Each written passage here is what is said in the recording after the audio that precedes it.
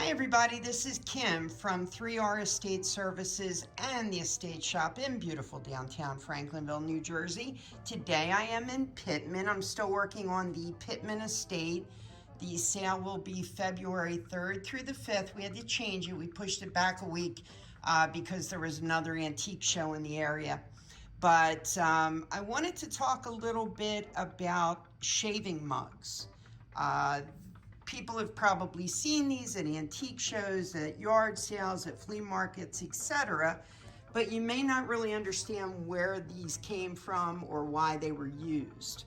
Shaving mugs came about because back in the late 1800s, probably mid 1800s into the early maybe 1910s, what would happen is men would go to the barber and they would go 2 to 3 times a week sometimes to get a shave because remember back then, they didn't have hot water in the home. They would have to heat the water up, and it was easier just to go to the barber who had hot water on hand. You could get your shave, and out the door you would go. But you would go 2 to 3 times for your shave. And what was happening was gentlemen were getting rashes, they were getting bumps, and they assumed it was because they were sharing other people's shaving mugs. So they would have 1 or 2 shaving mugs at first in the barbershop, and because they were sharing them, or so they thought, this was causing an issue and giving them rashes and so on. That was actually not the case, as we would find out years later. The problem was the actual blade that they were shaving, the barbers were shaving these guys with, were not properly cleaned. So there would be bacteria and germs, etc., passed from one person to the other. So that's really what was causing the problem, not the shaving mugs. But when they thought that was the case, what they would do is you would go to the barber and you would look at a rack of blank shaving mugs, no names on them, nothing on them at all except maybe a design. And you would look at one that you really liked, and maybe you liked the floral one. You would come to that and you would pay 50 cents to $2.50 for one of the shaving mugs, and then they would paint your name on it. They would hand paint your name on it. And then that shaving mug would be kept on a shelf at the barbershop. So anytime you came in, whether it's 2, 3 times a week, once a week, whatever the case may be, you would go through, find your shaving mug. You know, we're going through here. That's my shaving mug. You'd pull it, take it to the barber, and that is the one that he would use on you with, of course, your soap in there. So that's basically why that happened and why there were so many. Of course, some gentlemen would have their own shaving mug at home. A lot of them that stopped going to the barber to get a shave would take their mugs home. So different things would happen that led to them being a little more out there, if you will, easier to get. But there are some things and some mugs that have more value than the others.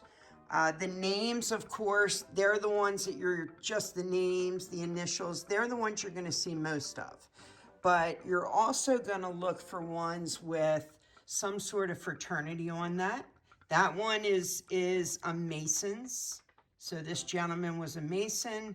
Whether he got it from his fraternity or whether he bought it and had it painted that way, you could get them completely blank and get whatever you wanted on them. So there's a Mason. So let's see what else we have. We've got, these are all names. I'm going to talk to you about this one in just a minute. Names, names, names. Then we've got this one here.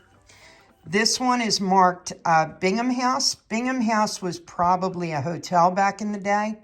So this was one of 2 things. This was either a souvenir that the gentleman purchased at the hotel while he was staying there and to bring home with him or to his barber.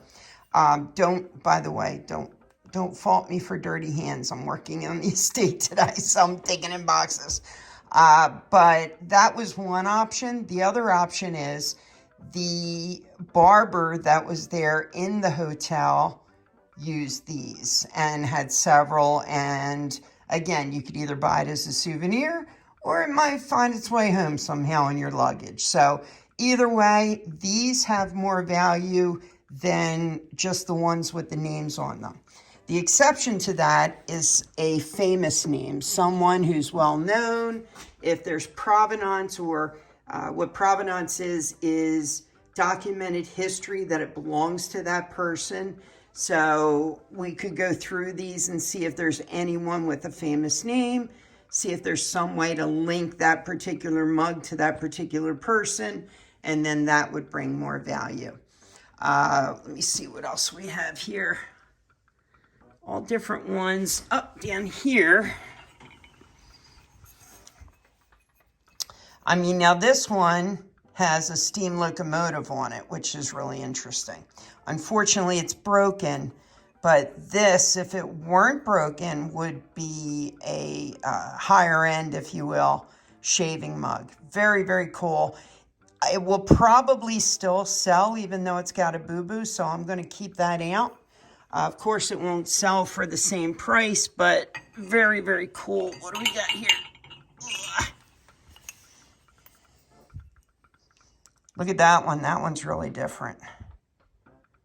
So this may be just a picture of anyone that they happen to put on there, or probably Charles White was the name, or someone actually hired someone to paint this with his wife's picture on it, his mother's picture on it, something like that. So this one, of course, is going to carry a little more value. So there's all different ones, and they all have different value depending on what's on them and how much decoration's on them as well. Like if you look at this one, this is kind of neat. I mean, you've got the hand-painted rose on there, which is really, really pretty. The date, of course, the person's name. So that one's going to garner a little more money as well as far as value. Now, as I went through, I did tell you that there was one that was a little different, and that's this one right here.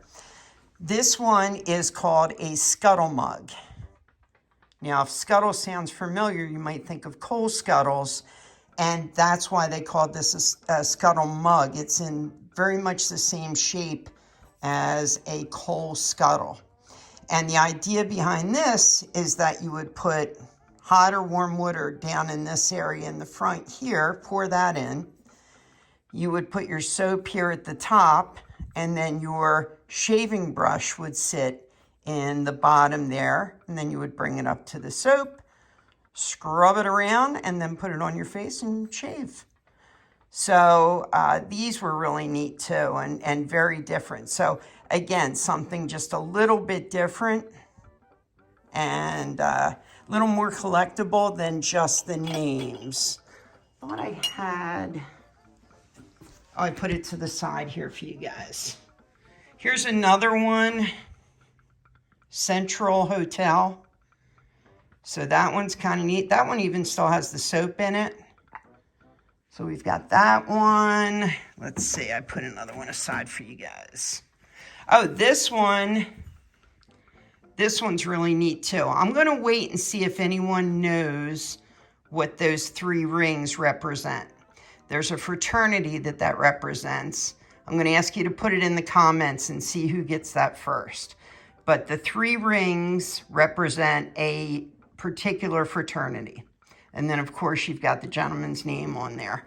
So very, very nice. A lot of them, unfortunately, they've lost, the gold on them or some of the paint. But, these are 100+ years old. So, they're getting a little up there. The other ones that you don't see a lot of, but they have as well, is silver.